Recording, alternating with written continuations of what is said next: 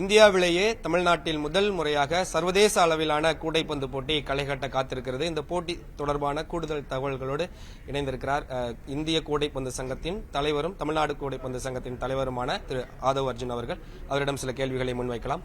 வணக்கம் சார். தமிழ்நாட்டில் முதல் முறையா சர்வதேச அளவிலான கூடைப்பந்து போட்டி. தமிழ்நாடு தான் இந்தியாவிலேயே கூடைப்பந்துக்கு ஒரு தலைநகரம் அப்படின்னு சொல்லலாம். அந்த அளவுக்கு நிறைய தேசிய அளவிலான போட்டிகள்ல சாம்பியன் பட்டம் வாங்கியிருக்கோம், நிறைய சாதனைகள் படைத்திருக்கோம். இந்த போட்டி தமிழ்நாட்டில் நடைபெறுவதன் மூலமா தமிழ்நாட்டில் இருக்கக்கூடிய அடுத்த கட்ட தலைமுறை வீரர்களுக்கு எந்த அளவுக்கு ஒரு ஊக்கமா இருக்கும் அப்படின்னு ஃபீல் பண்றீங்க? வணக்கம். நீங்க சொன்ன மாதிரி இந்தியாவிலே தமிழ்நாடு தான் ஒரு பாஸ்கெட் பாலோட ஹப். ஆக்சுவலா இங்க ஒரு நேஷனல் நடத்தும் போதே மினிமம் ஒரு 10,000 பேர் ஸ்பெக்டேட்டர்ஸ் மக்கள் பெரிய ஆதரோட பார்ப்பாங்க. தமிழ்நாடும் பஞ்சாப் எப்பயுமே ஃபைனல்ஸ் விளையாடும், இல்லை தமிழ்நாடு சர்வீசஸ் எப்பயுமே விளையாடும் ஃபைனல்ஸ். எப்பயுமே இங்க நடந்த மேட்ச் எல்லாமே தமிழ்நாடு தான் வின் பண்ணிருக்கு. அந்த அளவுக்கு தமிழ்நாடு நம்பர் 1 ஆக்கியாச்சு. தென் ஒரு வருஷத்துக்கு முன்னாடி நடந்த தேர்தலில் இந்தியாவோட பிரசிடென்ட் ஆன பிறகு இன்டர்நேஷனல் கேம்ஸ் இந்தியாவில் அதிகமாக நடத்தப்படும் பொழுது இங்க இருக்கக்கூடிய குழந்தைகள் அதை பார்க்கும் பொழுது பாஸ்கெட் பாலை சூஸ் பண்ணி அவங்களும் ஒரு இன்டர்நேஷனல் ஸ்டாண்டர்ட்ல வின் பண்றதுக்காக தான் இந்த மேட்சஸ்லாம் இங்க கொண்டு வந்தோம்.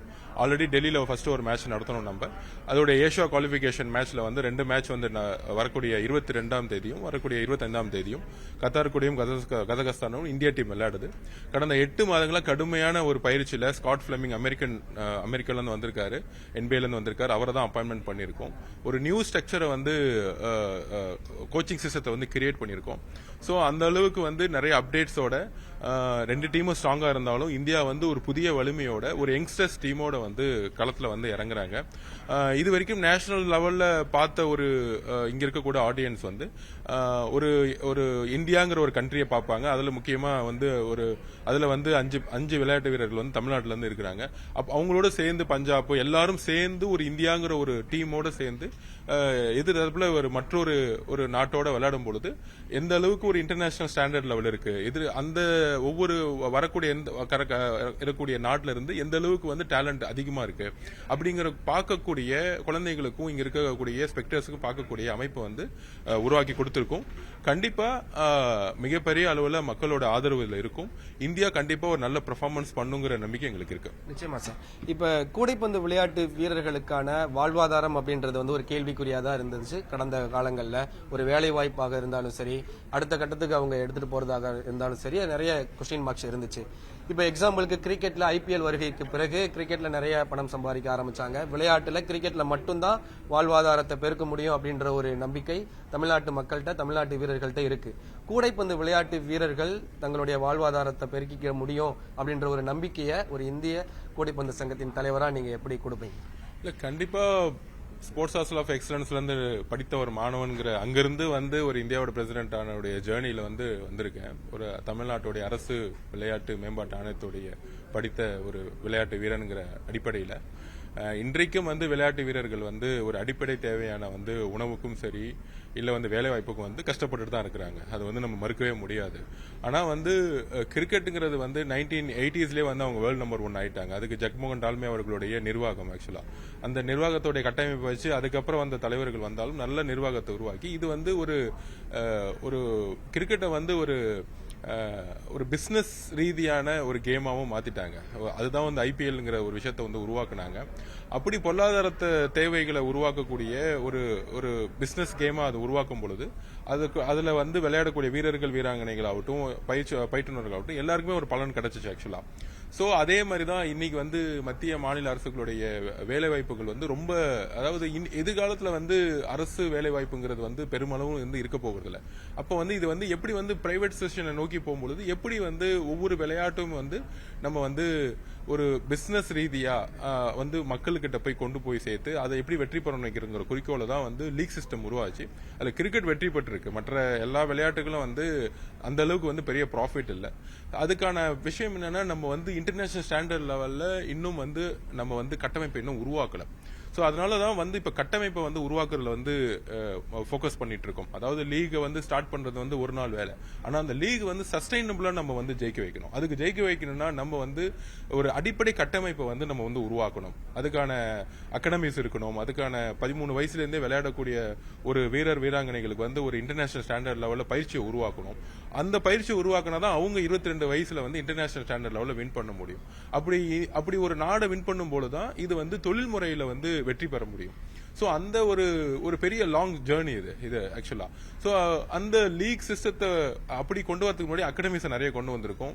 இன்னைக்கு 2-3 பெரிய கார்பரேட்ஸ் வந்து சைன் போட்டிருக்காங்க.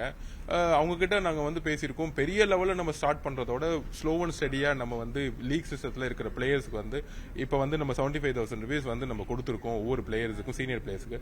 அப்படியே ஸ்டார்ட் பண்ணி ஒரு 3 to 4 இயர்ஸ்ல நம்மளுடைய டேலண்ட் இம்ப்ரூவ் பண்ணும்போது லீக்கும் சக்சஸ் ஆகுங்கிற நம்பிக்கை எங்களுக்கு இருக்கு. அதை நோக்கிய பயணம் தான் எங்களோட தான் இருக்கு. நிச்சயமா ஒலிம்பிக் விளையாட்டுல கூடைப்பந்துக்கு அப்படின்னு சொல்லி இப்ப 4 பதக்கம் நம்ம கண் முன்ன இருக்கு.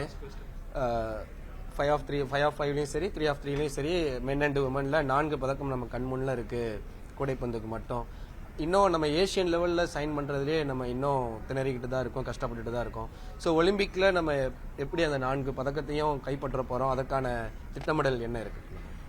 ஒரு மெடல் எடுக்கணும்னா அதுக்கான கட்டமைப்பை தான் சொன்னதானே, அதுக்கான இன்ஃப்ராஸ்ட்ரக்சர் வந்து நம்ம உருவாக்கணும். இன்ஃப்ராஸ்ட்ரக்சர்னா ஒரு ஸ்டேடியம் மட்டும் பத்தாது. அதுக்குடைய பயிற்சி, ஒவ்வொரு நாளுக்கான பயிற்சியை வந்து நம்ம உருவாக்கணும். அந்த ஸ்போர்ட்ஸ் வந்து எப்பவுமே நான் சயின்ஸ்னு சொல்லுவேன். சயின்ஸ் எப்படி வந்து இன்னைக்கு வந்து சயின்ஸை வந்து அப்டேட் பண்ணி உலகம் மாறிட்டு இருக்கோ, இந்தியாவில் வந்து ஸ்போர்ட்ஸுங்கிற சயின்ஸுக்கு வந்து அப்டேஷன்ஸே கிடையாது. நம்ம அதை அப்டேட் பண்றதே கிடையாது. அந்த அப்டேஷனை தான் இப்போ வந்து ஃபெடரேஷனும் சரி நாங்களும் வந்து உருவாக்கிட்டு இருக்கோம். அதனாலதான் வந்து பாத்தீங்கன்னா சிறந்து விளங்கக்கூடிய அமெரிக்கால இருந்து வந்து கோச்சஸ் வந்து அப்பாயின்மெண்ட் பண்ணிருக்கோம். கோச்சஸோடைய பார்வைகள் இருந்தா வந்து ஒரு பிளேயரை வந்து உருவாக்க முடியும். அதனாலதான் வந்து கோச்சஸை வந்து நம்ம வந்து கரெக்டா டிசைன் பண்ணி மென்னுக்கும் உமனுக்குமே அமெரிக்கா தான் இப்ப வந்து கோச்சஸ் வந்திருக்காங்க. ஆக்சுவலா அங்க கோச்சிங் பேட்டர்னை மாத்தி அகாடமி சிஸ்டத்தை உருவாக்கி 12 வயசுல இருந்தே நம்ம போக்கஸ் பண்ணும்பொழுது அவங்க 8 வருஷத்துல வந்து சக்சஸ் பண்ணுவாங்க. சோ நமக்கான பயணத்தை வந்து ஆல்ரெடி நம்ம ஆரம்பிச்சிட்டோம். கண்டிப்பா ஏசியால வந்து டாப் 3க்குள்ள வந்து நெக்ஸ்ட் 4 to 5 இயர்ஸ்ல வர வச்சு மேக்சிமம் 8 இயர்ஸ்க்குள்ள ஒலிம்பிக்ல பார்ட்டிசிபேட் பண்ண வைக்கிறது தான் எங்களுடைய குறிக்கோள். கண்டிப்பா அதுக்கான பணி வந்து ஆல்ரெடி பூர்வாங்கமா ஆரம்பிச்சிட்டோம். கண்டிப்பா. கடைசி கொஸ்டின் சார், இன்னும் 2 தினங்கள் தான் இருக்கு. அரசு தரப்புல இருந்து என்ன மாதிரியான உதவிகள் இருக்கு? இன்னும் அப்பாயின்மெண்ட்ஸே கிடைக்கல அப்படின்னு சொன்னீங்க. 22 and 25 அதுவும் இன்டர்நேஷனல் லெவல்ல first time basketball match நடக்குது. ஸோ கவர்மெண்ட் சைட்ல இருந்து என்ன மாதிரியான சப்போர்ட், தமிழ்நாடு விளையாட்டு மேம்பாட்டு ஆணையத்திலிருந்து என்ன மாதிரியான சப்போர்ட் கிடைச்சிருக்கு? ஸோ இது எந்த அளவுக்கு வெளியில இப்ப சென்னை மட்டும் இல்லாம டிஸ்ட்ரிக்ட் லெவல்ல இருந்து வர எப்படி நம்ம ஸ்பெக்டேட்டர் ரசிகர்களை வந்து ஈர்க்க போறோம், அதுல என்ன மாதிரியான திட்டமிடல் இருக்கு? கண்டிப்பா வந்து ஃபெடரேஷன் வந்து முன்முயற்சியோட வந்து இது ஃபுல்லா ஃபோக்கஸ் பண்ணிட்டு இருக்கோம். எல்லா ஸ்கூல்ஸுக்கும் நாங்க தகவல் கொடுத்துட்டோம்.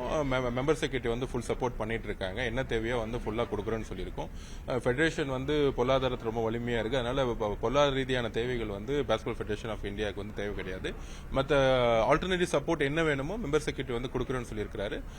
பிளஸ் தமிழ்நாட்டில் நடக்கிறது வந்து விளையாட்டுத்துறைக்கும் ஒரு ரொம்ப பாசிட்டிவான விஷயம். மெம்பர் செக்ரட்டரி ஃபுல் சப்போர்ட் பண்ணிட்டு இருக்காரு எங்களுக்கு. Thank you sir. தேங்க்யூ.